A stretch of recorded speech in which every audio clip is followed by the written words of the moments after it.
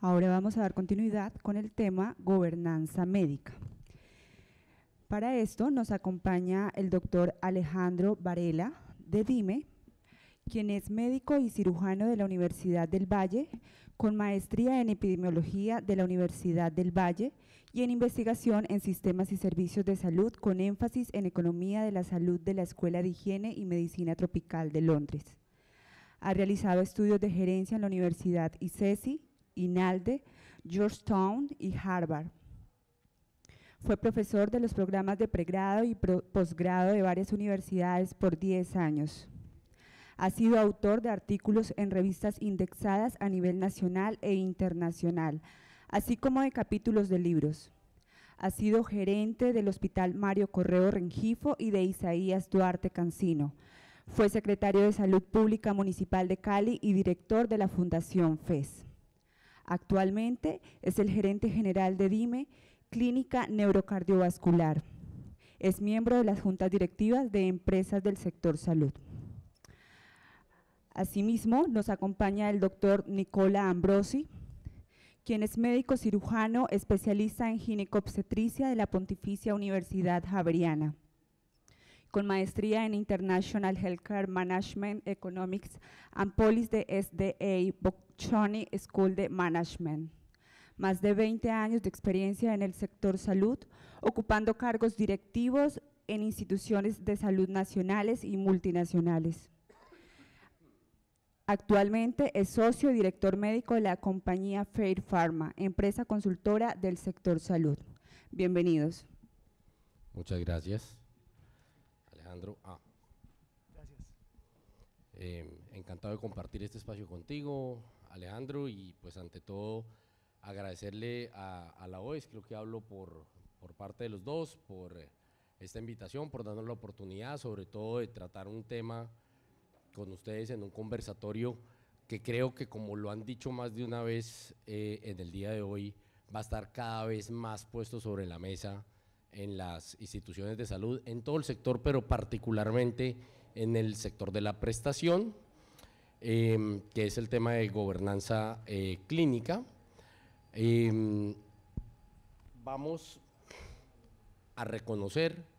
que estábamos en el mismo problema que le puso a sudar las manos esta mañana a Henry Gallardo, que dijo que era la primera vez que se subía a un escenario y iba a dar una conferencia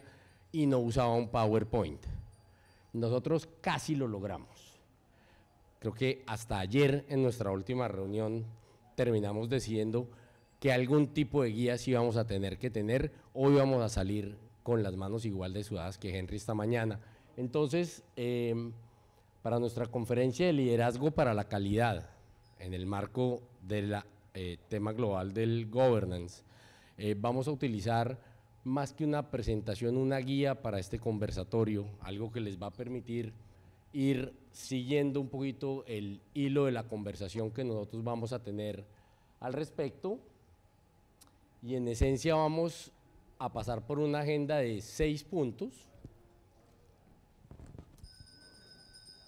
en donde lo primero que vamos a hacer es hablar un poco de la definición. Creo que evidentemente hay todavía poca comprensión o algo de confusión en las terminologías de governance, gobierno, los gobiernos corporativos, qué le toca a cada quien, y entonces nos parecía importantísimo que para poder arrancar nos pusiéramos todos en la misma página. Hablar un poco de la perspectiva histórica, siempre vale la pena ver de dónde venimos y por qué estamos parados en donde estamos ahora. Después vamos a pasar por liderazgo y cultura como pilares fundamentales de la estructuración de este governance clínico, cómo eso se transfiere a la generación de valor para lo más importante, que es el paciente, a través de la calidad. Vamos a pasar por un tema que creo que es absolutamente mandatorio y es como la cereza en el pastel en lo que va a venir pasando, que es todo el proceso de transformación digital, para dejarles al final algunas reflexiones y esperamos lograr tener tiempo suficiente como para que ustedes también, por favor, nos nutran con comentarios, con preguntas y con sus opiniones. no está de más agradecerle al auditorio que esté tan lleno después de la hora del almuerzo, con el calor que todos tuvimos que pasar, así es que mil gracias, intentaremos que con este conversatorio se mantengan suficientemente interesados como para pasar la ola de sueño postprandial. Bien, esta era una primera prueba, vamos bien. Bien, entonces, Alejandro, yo creo que lo primero y más importante, ¿por qué no nos ponemos un poco todos sobre el mismo nivel en términos de comprensión? ¿Por qué no intentamos aclarar un poco terminología, por favor? Bueno, buenas tardes para todos. Aprovecho también para agradecerle a la OES esta oportunidad que nos da de compartir con ustedes algunas de las experiencias, algunas de las vivencias. Cuando estábamos preparando este panel, empezamos a plantear, bueno, ¿por qué las instituciones empezaron a hablar del tema de gobierno corporativo, de gobernanza clínica y de gobernanza? Y empezamos a revisar la literatura y a hacer discusiones y dijimos, bueno, los gobiernos decidieron pues que era importante ponerse de acuerdo en algunos resultados y definieron el tema de gobernanza y dijeron además, o sea, tenemos que definir una serie de resultados en temas sociales, en temas económicos, en temas institucionales, y posteriormente las empresas empiezan a entrar en un caos de gobierno donde los administradores hacían unas cosas, las juntas directivas hacían otras, y dijeron, venga, pongámonos de acuerdo en unas reglas de juego, en unas maneras de definir quién manda a quién, cómo nos comunicamos, cómo vamos a tomar las decisiones, de tal manera que podamos hacerle seguimiento si eso funciona o no funciona. Y entonces con Nicola hablábamos, y en las instituciones de salud pues pasó lo mismo. Ahorita me gustaría que compartieras algunas de las reflexiones que hacíamos desde la perspectiva histórica, y esa gobernanza clínica pues dijo, venga, pongámonos de acuerdo en cuáles son las maneras que vamos a trabajar para lograr los mejores resultados en salud, y a través del seguimiento de una serie de estándares para lograr la excelencia. Y esto parte, digamos, de que las organizaciones se ponen de acuerdo, definen unos marcos de trabajo y definen seguir unas reglas. Y entonces, Nicola, ahí cuando hacíamos la discusión, empezaba a recordar algunos elementos históricos de cómo nos hemos ido poniendo de acuerdo en algunos temas clave. ¿Por qué no aprovechamos sí, aparte seguir condimentando esas conversaciones que hemos tenido? Hoy veo varios de los que me acompañaron en ese trasegar en la historia. Creo que en términos de liderazgo, de cómo se han liderado estas organizaciones históricamente, ha habido muchas fases distintas, pero yo me atrevo a describir por lo menos algunas que tienen unos tildes bien claros. Hubo periodos en los cuales la salud era el territorio exclusivo de los médicos y solamente los médicos podían tomar decisiones, mandar y demás en las instituciones de salud, sobre todo en los hospitales o en las áreas de prestación. Como después nos fuimos dando cuenta que nosotros los médicos realmente en el DNA, pues por eso terminamos siendo médicos, pues no lo teníamos realmente tan inciso, no teníamos forjadas esas competencias, pues quedaban muchos cables sueltos y la sostenibilidad se retaba mucho y los temas más administrativos, menos de la prestación y más de la administración, quedaban siempre un poco cojos, y entonces tal vez empezamos a pasar la báscula hacia instituciones que tenían más liderazgos eminentemente administrativos, y poco a poco nos fuimos dando cuenta que lo que se requería era una coexistencia, y esto pasó hace ya algunas décadas, pero cuando entendimos que la coexistencia se requería y que posiblemente cada quien debía hacer lo que sabía hacer mejor, por mucho tiempo, y yo creo que hay muchas personas acá que lo pueden recordar, pues esas dos áreas que teóricamente se complementaban o que en la práctica se complementaban porque al final su producto final era el resultado en salud de los pacientes que la institución tocaba, trabajaban en silos o dándose la espalda. Yo me encargo de lo mío, usted se encarga de lo suyo y entonces estamos cada quien cumpliendo con lo que es. Y esto tampoco era óptimo de ninguna manera. En la medida en la cual poco a poco se fueron rompiendo estos silos, se empezaron a construir puentes, túneles, canales que comunicaban estas dos grandes vertientes a favor de los pacientes, es que empezamos a consolidar y a madurar este concepto de governance. Un concepto en el cual, al final, esa construcción conjunta tuvo que ser muy retadora, porque tocó que poco a poco el administrativo, el gerente, el financiero que está dentro de una institución prestadora de salud tenía que empezar a conocer,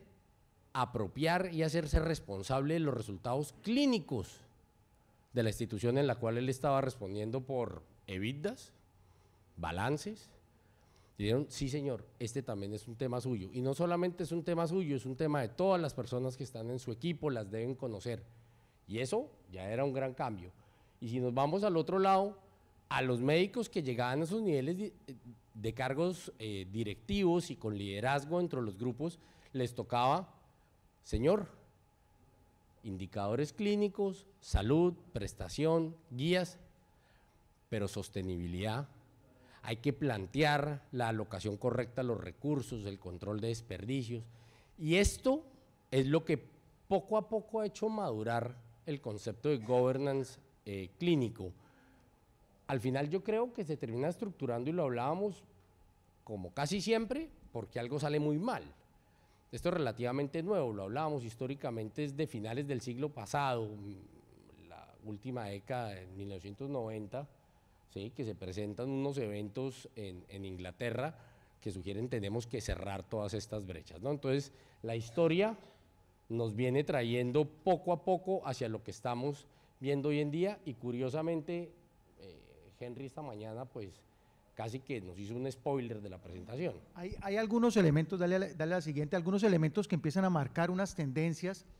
y que es importante que nosotros los tengamos en cuenta, porque la sociedad se transformó, las instituciones, las empresas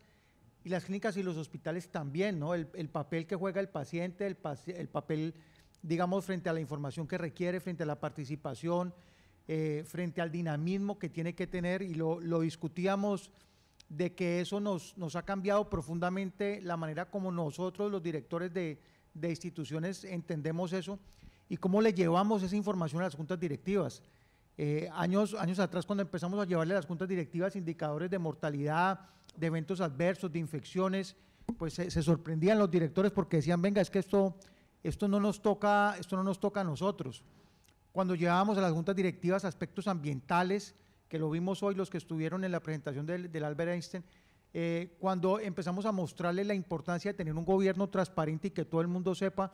y que nuestros colaboradores participen en la dinámica de planeación, de organización, de toma de decisiones, y que exista una transparencia en la organización, eso, digamos, es parte del cambio de la sociedad y es parte de los procesos de gobernanza que nosotros vemos, y que todos estos aspectos, digamos, se ven reflejadas en las maneras en que nosotros tenemos que ponernos de acuerdo y tomar decisiones, y esto pues ha cambiado mucho la dinámica de las clínicas y de los hospitales. Sí, de acuerdo, y tal vez para puntualizar, y ustedes lo van a ver dentro de los bullets que tenemos en la diapositiva, hay muchos temas de trabajo en equipo, de apropiación y demás.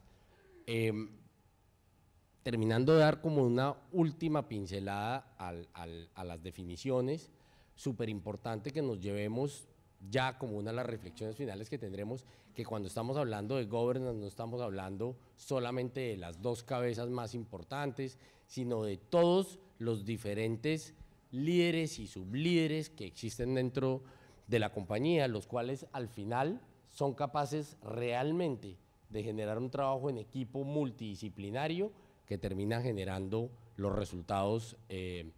esperados por la organización, y en la cual se comprometen ahí sí los líderes desde las juntas directivas y demás.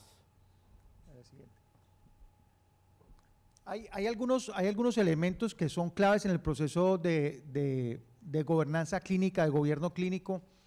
y es que una vez nos ponemos de acuerdo, hay dos elementos que los dinamizan de manera muy importante, y los hemos visto alrededor de las discusiones que se han dado el día de hoy, que son el liderazgo y la cultura.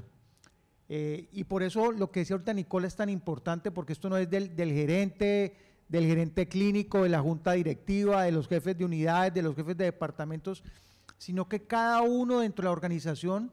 debe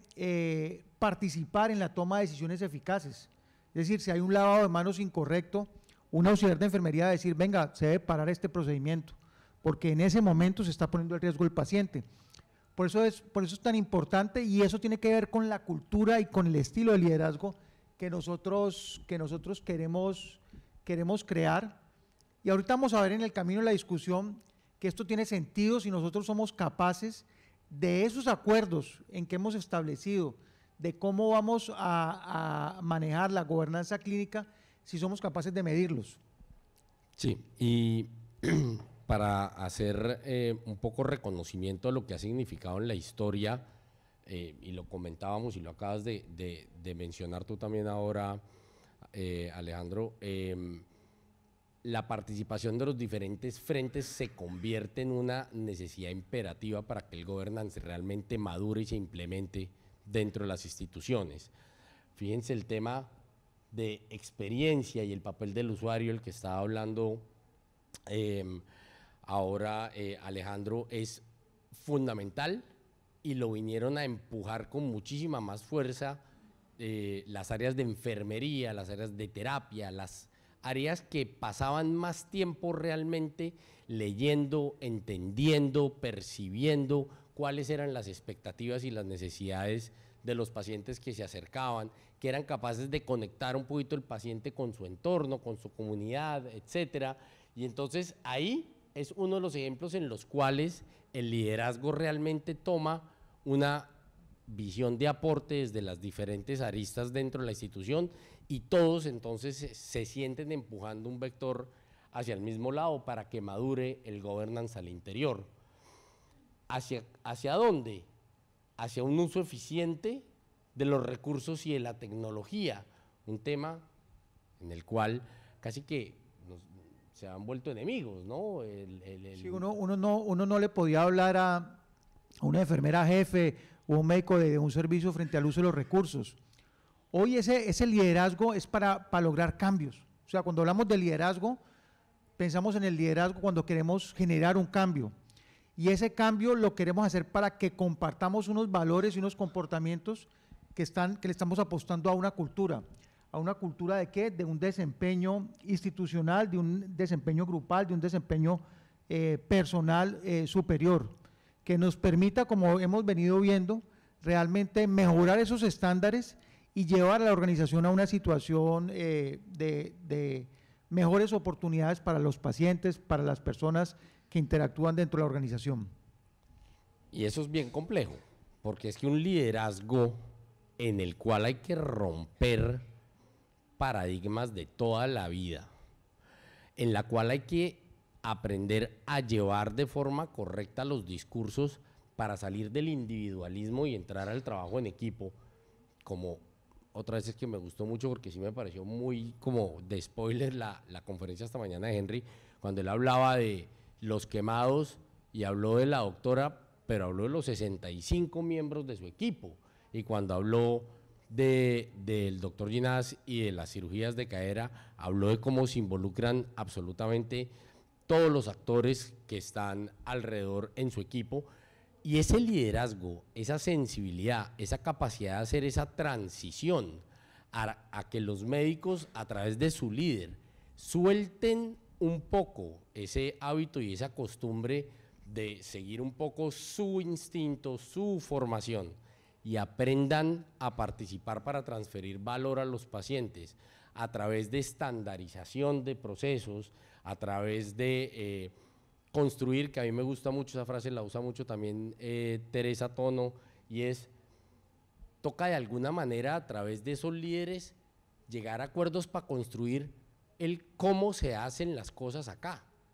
Es fácil traer los artículos, es fácil traer la evidencia, después impleméntela, bájela a la operación, utilice los recursos que usted sí tiene a disposición para que los resultados en sus pacientes sean los mismos. Y vamos con esto a la estandarización, otra vez al trabajo en equipo, ¿Para qué? Y lo vamos a ver más adelante, para empezar a transferir valor a través de la estandarización de los resultados y mitigar la variabilidad.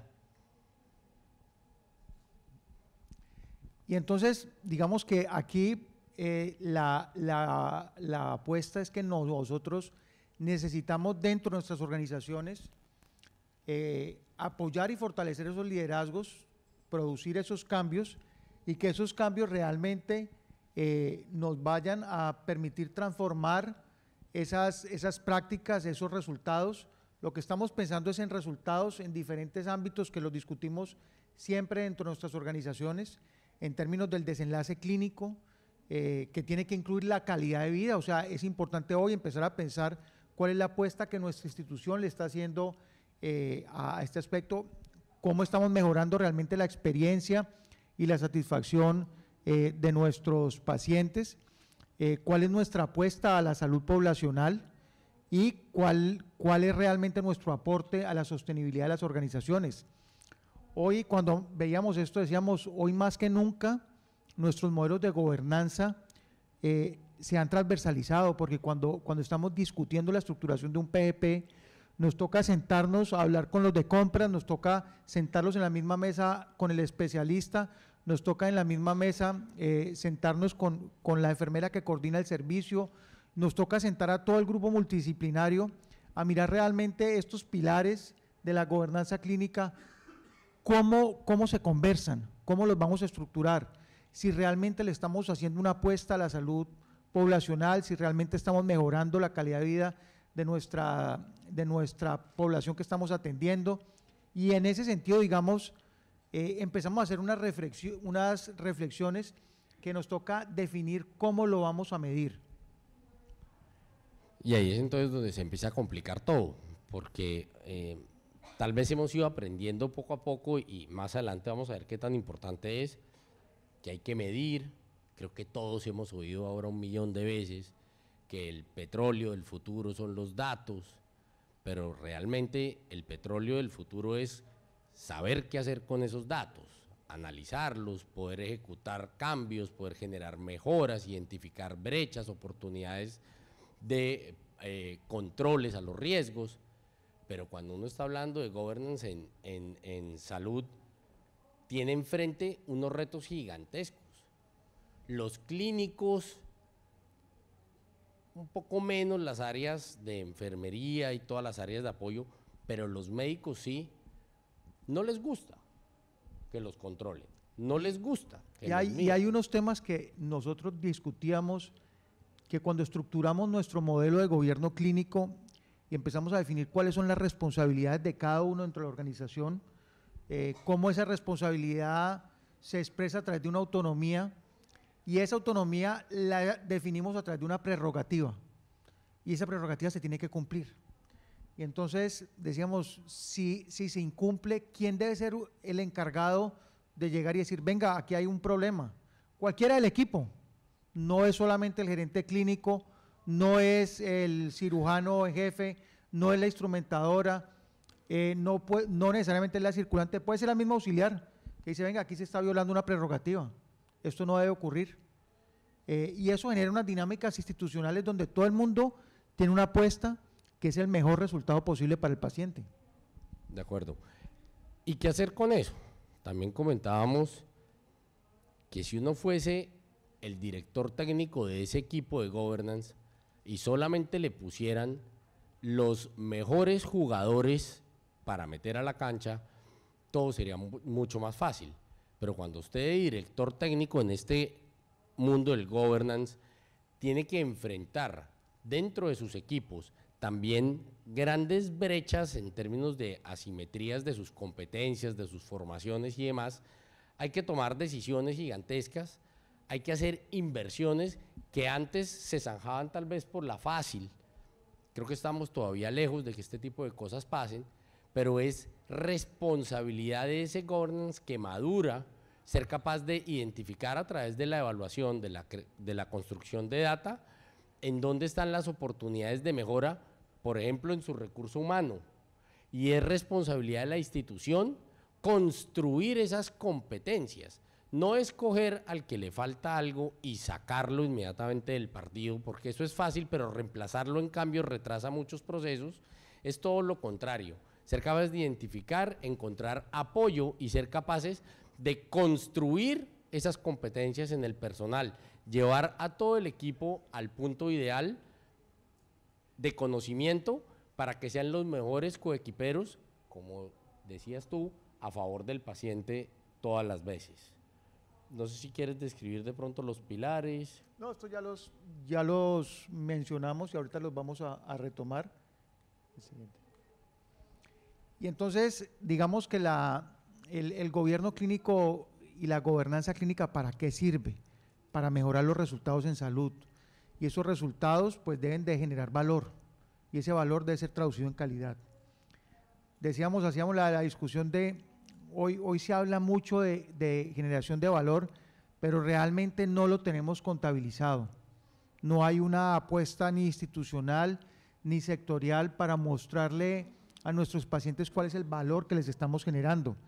Y ahí Nicola, digamos, me compartía algunas reflexiones frente a este proceso de generación de valor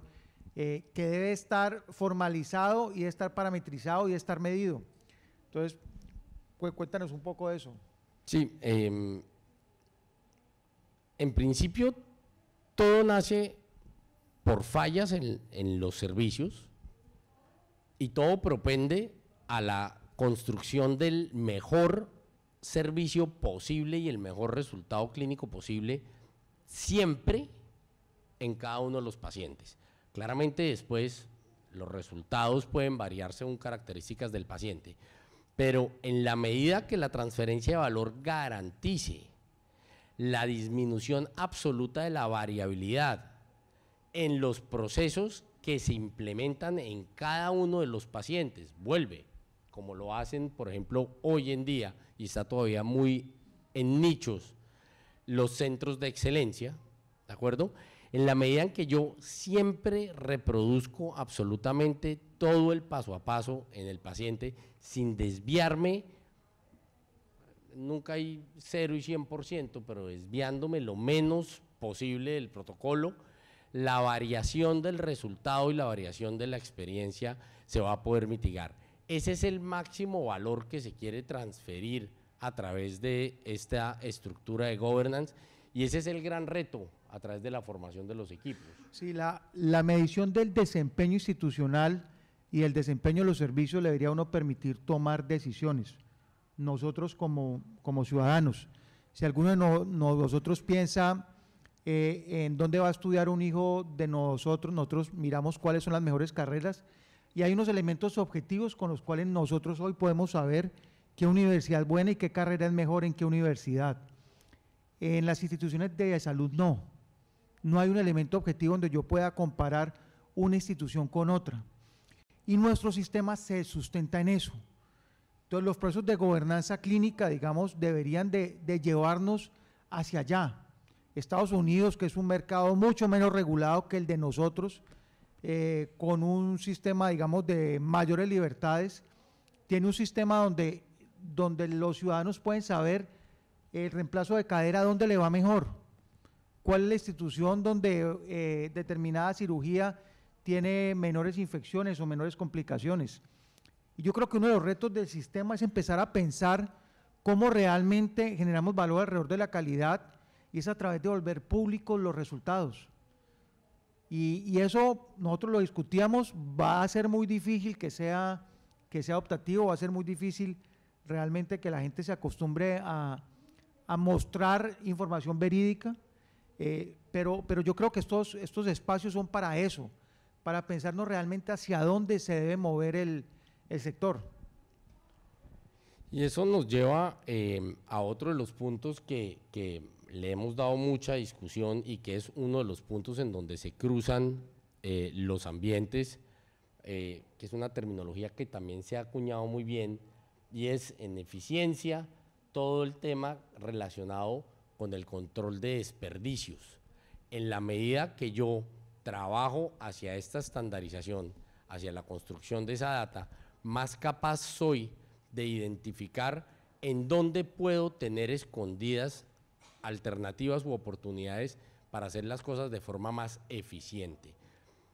Uno de los grandes retos es lograr que las personas dentro de toda la organización se pregunten siempre si estoy haciendo lo mejor que puedo hacer por el paciente con el más juicioso y correcto alocamiento de los recursos que tengo, el recurso humano, el recurso tecnológico, el recurso financiero, para poco a poco ir controlando todo lo que está de más y que no transfiere valor como uno lo está esperando para el resultado final del paciente, y esta forma empieza a devolverle y a oxigenar de forma muy, muy importante todas las bases financieras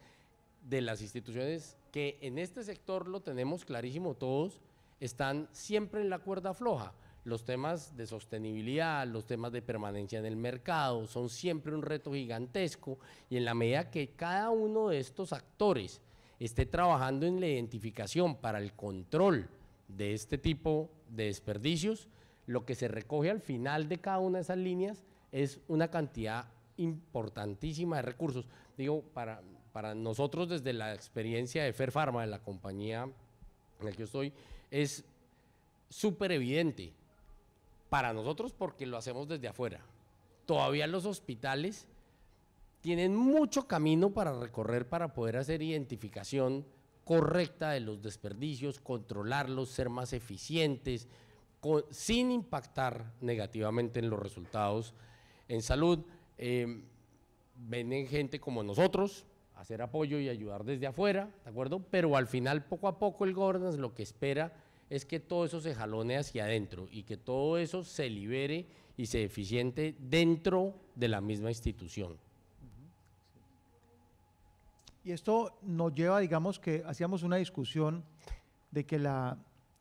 calidad, digamos, nos genera una serie de dinámicas con nuestros colaboradores, con todos los grupos de interés en general, una nueva manera de relacionarnos, una nueva manera de comunicarnos, una nueva manera de interactuar, y esas nuevas maneras de interactuar pues nos llevan realmente a aprovechar todas las estrategias de transformación digital, todas las herramientas, y Nicolás siempre hacía énfasis en esa frase que usó ahorita, que no es los datos que tengas, sino qué decisiones puedes tomar con ellos. Y en ese sentido veíamos cómo la tecnología, digamos, juega un papel tan importante en las instituciones. Yo le contaba una experiencia que habíamos tenido en la que un gran proveedor de tecnología me contaba que fue una institución a ofrecer un producto y se reunió con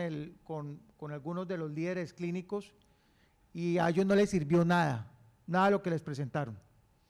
Fue otra institución, se reunió con el grupo financiero, lo financiaron y con eso no solamente están prestando un servicio diferencial, una experiencia diferencial, sino que además de eso están generando recursos.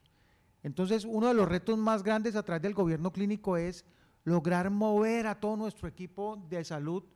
en un sentido mucho más eficiente y mucho más estructurado, porque realmente no estamos acostumbrados a movernos al ritmo que la sociedad, que el mundo, que el sector se mueve. Sí, y yo condimento ese punto con otros dos factores que son importantísimos. El primero, un poco lo tocabas tú ahora, y es la gente que nosotros tenemos alrededor, la comunidad que se acerca al hospital, también va cambiando, va madurando, la generación cambia y las expectativas de canales y las expectativas de el abordaje o el relacionamiento con la prestación de servicios de salud también es dinámica en el tiempo y es dinámica apoyada en tecnología. Hablábamos del ejemplo de su hijo, que seguramente no ha ido como íbamos nosotros cuando yo estaba en Cali a la Alameda a hacer mercado. No, porque es que ya lo pide con 2 clics y le llega. Y entonces esa es la expectativa que la comunidad y que las nuevas generaciones tienen. Y los médicos no pueden, como en el ejemplo que estabas poniendo tú ahora, ser uno de los principales palos en la rueda de la bicicleta. Históricamente, cuando desde los cargos directivos se tienen que hacer implementaciones, cambios o se tiene que caminar hacia la transformación digital, vencer las barreras y la resistencia de las áreas de la prestación es siempre un reto muy grande. Entonces, primero, para poder ser empáticos con las expectativas de nuestros usuarios, y segundo, porque hay un tema que hasta ahora tal vez no habíamos tocado, pero es otro de los pilares fundamentales en governance, es comunicación. Y cada vez más pasamos de lo lógico, comunicación asertiva, de las formas, de los fondos, a plantear que en comunicación tanto interna como externa en las organizaciones de salud, las herramientas de tecnología informática nos generan a nosotros unos saltos cualitativos enormes, nos permiten una velocidad en la transferencia y en la comunicación de las cosas que son importantes, nos permiten tener un acceso a el usuario de una forma mucho más expedita, le permite al usuario mucho más eficientemente relacionarse con nosotros sin necesidad de estar haciendo una cola en un mostrador y demás. Entonces, que no sea como en su ejemplo, que toca sentar es al gerente y al de tecnología informática y el financiero para que las cosas pasen, sino deberían ser las áreas clínicas y el governance clínico el que llevara el liderazgo de toda esta transformación digital al interior de las instituciones. Y este proceso de transformación digital, ¿para qué nos tiene que servir? ¿Y cuáles son algunas de las reflexiones que tenemos que hacer alrededor de este proceso? Nos debe servir para medir el desempeño, que es uno de los puntos en los cuales hemos venido diciendo, nos vamos a poner de acuerdo en qué es lo que vamos a hacer para mejorar el desenlace, para mejorar los resultados, para mejorar la sostenibilidad. Vamos a ponernos de acuerdo en unas metas comunes, unos indicadores, vamos a establecer unas metas frente a cada uno de esos indicadores y vamos a medirlos. Vamos a medirlos tanto el desempeño de la institución, el desempeño del área, del departamento, de la unidad de negocios, del grupo médico y de cada una de las personas para que podamos establecer los procesos de mejora. Vamos a medir los desenlaces clínicos, vamos a medir la calidad de vida y ojalá pudiéramos compararnos, ojalá pudiéramos hacer un ejercicio donde, por ejemplo, todos los miembros de la OES se comprometen a mostrar una serie de indicadores y hacerlos públicos dentro de unos parámetros de comportamiento ético, de transparencia, pues muy importantes. Entonces, ese es un punto en el cual tenemos que ir avanzando. Estamos ya… Sí, y estos digamos, son algunos de los componentes de la transformación digital que ya los mencionábamos, la relación con el cliente interno, externo, la eficiencia operacional, que Nicola lo mencionó, y el modelo de negocio. Rápidamente, porque estamos ya sobre el tiempo y esperando haber generado suficiente curiosidad, interés o por lo menos cuestionamiento de qué tan avanzados o qué tan lejos estamos de empezar a construir una cultura de governance y de tener realmente las estructuras de liderazgo que se requieren para que realmente esto se implemente. Hicimos como un punteo de algunas reflexiones que quisiéramos que más que volver a tratar, dejarlas en el ambiente porque serán tareas para todos, para poderse ir y empezar a trabajar en esa dirección al interior de las instituciones. Bueno, este es un proceso de construcción a través de sucesivas aproximaciones. La invitación es desarrollen su modelo de gobierno clínico, definan una serie de indicadores, mídanlo, vayan trabajándolo, vayan modificándolo, metan a todo el mundo en este proceso y hagan público esta evaluación de su modelo de gobierno clínico al interior de su organización. El segundo, sin duda, pues articular el desarrollo de la cultura y el liderazgo. Aquí, cultura y liderazgo define, para que algo sea una cultura tiene que permear todos los niveles. Entonces los líderes tienen que estar presentes en todas las áreas de los hospitales y la cultura de esta forma va a llegar desde la toma de decisión superior al paciente que toca un auxiliar de enfermería en urgencias, una fisioterapeuta en un servicio ambulatorio. Nos toca cada vez trabajar más de la mano. Esto no es un tema de los médicos, de las enfermeras, de los fisioterapeutas, de los financieros, de los comerciales. Es un trabajo de todos, hay que fortalecer el proceso de empoderamiento de los líderes. Trabajar para que los equipos crezcan desde las perspectivas individuales, pero siempre pensando en el equipo como un todo, los resultados son dramáticamente mejores para el paciente, son menos variables, son más reproducibles, son más predecibles en la medida que los equipos se hagan fuertes en la ejecución de los protocolos, de las guías, de los procesos con los pacientes, y por esto trabajar en evaluar y mejorar el desempeño al interior de los equipos a favor de los pacientes es ya fundamental. Con esto terminamos, se lo prometo que… Sin lugar a dudas, esta es una apuesta de hacer las organizaciones más efectivas, más eficientes, de hacer nuestro sistema de salud más efectivo y más eficiente, y hay que tener la apuesta en los dos niveles. La eficiencia y la transformación digital como uno de los pilares fundamentales para lograrla, es el sexto. Cada vez tenemos una responsabilidad más grande frente a la gestión de los riesgos, no solamente porque en los últimos meses, en los últimos años nos han venido no compartiendo el riesgo, sino transfiriendo a los prestadores, y creo que ahí nos toca repensarnos mucho en los próximos años cuál va a ser el papel que vamos a jugar alrededor de este tema como prestadores, más allá del control de las matrices de riesgo y esas cosas.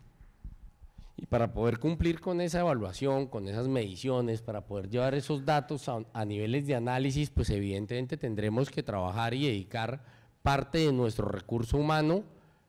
a que trabaje a favor de esto, y tendremos sí o sí que apoyarnos en herramientas de tecnología que nos van a ayudar a lograr estas metas de una forma mucho más rápida y eficiente, sin tenerles tanto miedo, abriendo un poquito el corazón y la mente para aceptar la entrada de lo que en muchas otras tipos de industria ha hecho saltos pues evidentemente gigantescos en términos de los resultados. Con esto creo que evidentemente consumimos el tiempo para que nos bombardearan de comentarios. Esperamos que se lleven algo de aprendizaje. Esto ha sido un poquitico la construcción de en qué creemos que estamos nosotros. Yo creo que hay que aceptar que el concepto de governance está madurando, que aquí ya, sobre todo, este foro de la OES le está empezando a dar un cierto protagonismo, pero hace falta mucho camino por recorrer para que realmente lo que estemos entregándole al paciente tenga detrás toda la alineación y la estructura de la que estábamos hablando. Muchas gracias, Nicola, muchas gracias. Muchas gracias.